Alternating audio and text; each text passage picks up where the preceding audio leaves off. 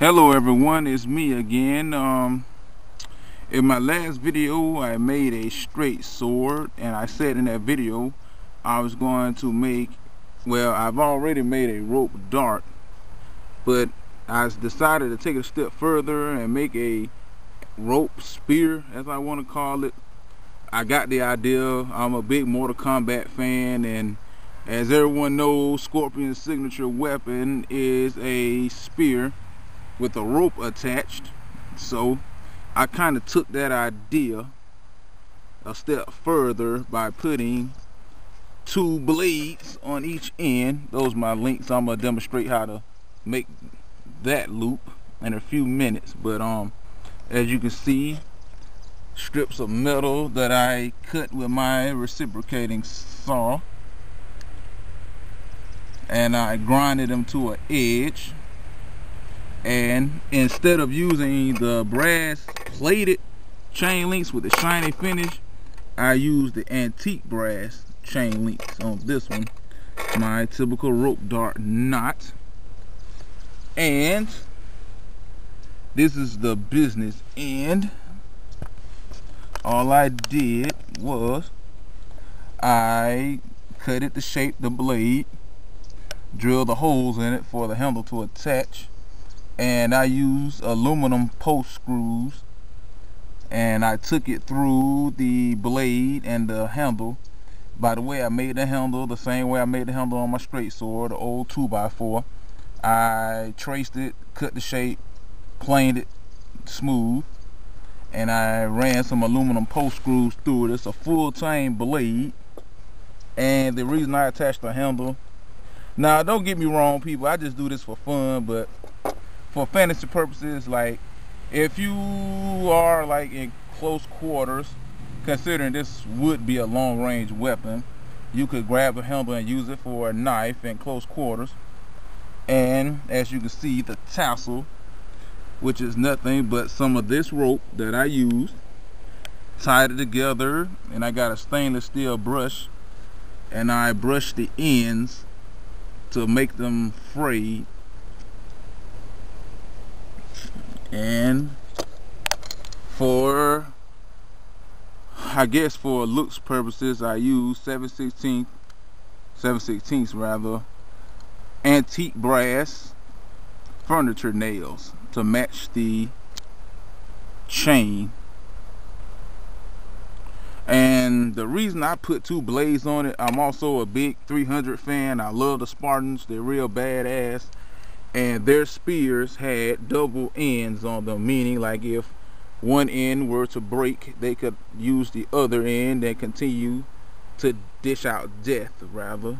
But basically on this, all I did, I made a knot on this end, and then I basically just tied a loop around it to where I can adjust it. Like, set my camera right here where I could just pull it tight around my wrist.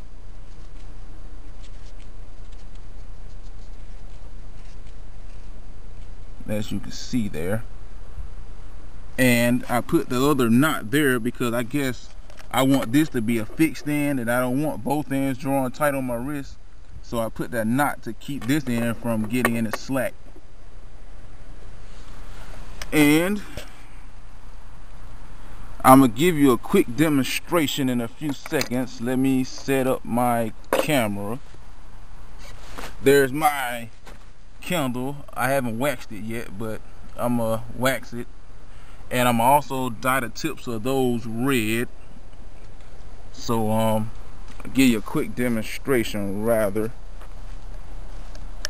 And to show the penetrating effect, I have a pine log standing up down there on the end.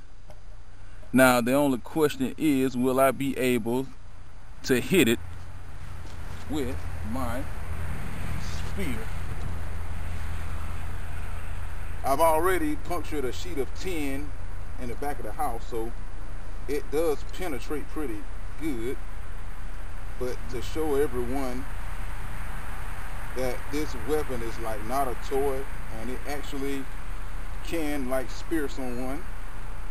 I'm gonna demonstrate on this piece of pine. Now, question is, can I hit it? I might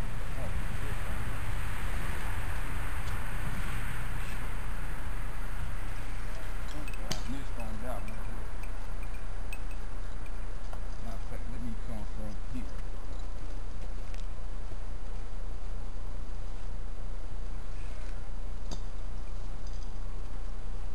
Now I can hit that with my rope dart, but for some reason I can't hit it with the spear.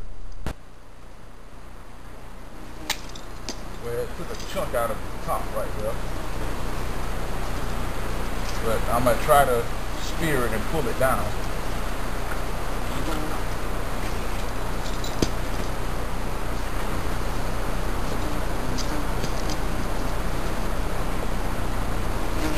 There we go. And just for the sake of being funny, I'm gonna give it the trademark, get over here. And there you go, rope spear. Wow, check this out. Wow. Check out the penetration on that. Damn near to the fucking handle. Shit. Come on here. Damn, that's really in there. Shit, I might be on to something. There we go. As you can see, no bends. Metal still straight. Still has a pretty sharp tip. And there you go, people. A makeshift rope spear. So till next time, peace.